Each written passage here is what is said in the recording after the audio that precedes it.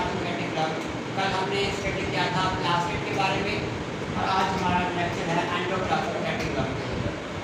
Endoplasmic reticulum होते क्या है? सबसे पहले इसके हम ये पढ़ेंगे, फिर हम पढ़ेंगे एंडोप्लाज्मिक रेटिकुलम की टाइप्स कितनी है। टाइप्स पढ़ने के बाद हम पढ़ेंगे टाइप्स के नेम क्या है और उनमें उन हर एक टाइप का फंक्शन क्या होगा, वो हम एंडोप्लाज्मिक रेटिकुलम के अंदर स्टडी करेंगे।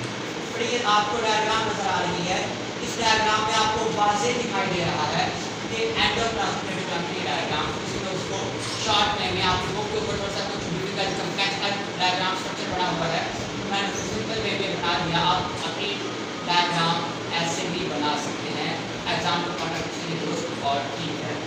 नंबर 1, एंडोप्लाज्मिक रेटिकुलम होता क्या है? एंडोप्लाज्मिक रेटिकुलम होता है इंटरकनेक्टेड चैनल्स। ये आपको चैनल नजर आ रहे हैं, ये आपस में कनेक्टेड है। आप गौर से देखें, यदि चैनल आपस में इंटरकनेक्ट है, आप नजर आ रहा होगा इंटरकनेक्टेड चैनल्स, ठीक है। इन इंटरकनेक्टेड चैनल जो फैले हुए हैं बेटा न्यूक्लियस से लेकर न्यूक्लियर एनवेलप के अंदर, कल हमने डिस्कस किया था न्यूक्लियस को, उस समय ये पढ़ा था कि न्यूक्लियस के मेम्ब्रेन होती है जो कि न्यूक्लियर एनवेलप कहलाती है और उसके ऊपर पोर्स होते हैं, जिसे न्यूक्लियर पोर्स का नाम दिया जाता है। तो न्यूक्लियस और न्यूक्लियस के आउटर मेम्ब्रेन होती है, वहाँ तक के एंडोप्लाज्मिक रेटिकुलम के जो इंटरकनेक्टेड चैनल्स होते हैं वो फैले हुए होते हैं। उसके बाद हम बात करते हैं कि जो एंडोप्लाज्मिक रेटिकुलम है इसकी टाइप्स कितनी है। फिर टाइप्स हैं 2, एक है RER और एक है बेटा SER, स्मूथ एंडोप्लाज्मिक रेटिकुलम और रफ एंडोप्लाज्मिक रेटिकुलम। बेटे आपके बोर्ड के एग्जाम के हवाले से ये मोस्ट इंपॉर्टेंट शॉर्ट क्वेश्चन पूछा जाता है। तो what is the difference between RER and SER? तो बेटा RER का सबसे पहले आप एब्रिविएशन लिखोगे कि it is the abbreviation of rough endoplasmic reticulum, that is smooth endoplasmic reticulum. Number 2, बेटे RER के नाम से जाहिर है कि ये इसके अंदर इसका स्ट्रक्चर वो रफ टाइप है, मतलब इसके अंदर राइबोसोम्स मौजूद होते हैं। अब हम अगर डायग्राम को देखें, तो डायग्राम के ऊपर आपको ये रेड कलर के आपको डॉट नजर आ रहे हैं, बेसिकली ये शो कर रहे हैं कि ये डॉट जो इंटरकनेक्टेड चैनल है वहाँ पे ये राइबोसोम्स मौजूद है। ये वो स्ट्रक्चर, वो चैनल्स का वो इलाका जहाँ पे ये राइबोसोम्स मौजूद हैं, उस इलाके को कहा जाता है RER, रफ एंडोप्लाज्मिक रेटिकुलम। क्यों? क्योंकि इसके अंदर न्यूक्लियस राइबोसोम बहुत बड़ी तादाद में राइबोसोम्स मौजूद होते हैं। क्लियर? और इसका फंक्शन की अगर हम बात करें, क्योंकि इसके अंदर राइबोसोम्स मौजूद होते हैं तो राइबोसोम्स का मेन फंक्शन प्रोटीन सिंथेसिस है, तो इनडायरेक्टली RER का काम प्रोटीन सिंथेसिस के अंदर आ जाता है। क्लियर हो गया?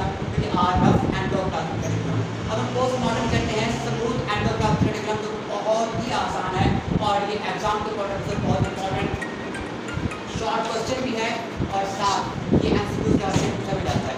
फिर जो SER है ये स्मूथ एंडोप्लाज्मिक रेटिकुलम उसे कहते हैं, और smooth SER smooth endoplasmic reticulum क्यों उसे कहते हैं? याद रखिएगा, इसके अंदर राइबोसोम्स की कमी होती है, lack of ribosome.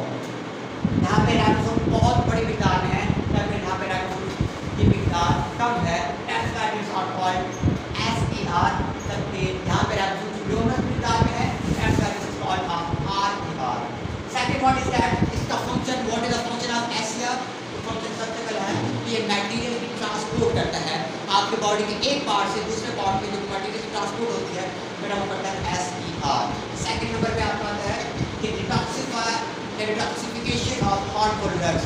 In case आपने हार्मफुल ड्रग्स इनटेक कर ली तो उनकी डिटॉक्सिफाई करने के लिए, उनके टॉक्सिक इफेक्ट को ख़त्म करने के लिए आप SER यूज़ करते हैं। और SER बहुत इंपॉर्टेंट होता करता है कि उस ड्रग्स की केमिकल डिटॉक्सिफिकेशन या उसकी टॉक्सिसिटी को कम से कम किया जाए।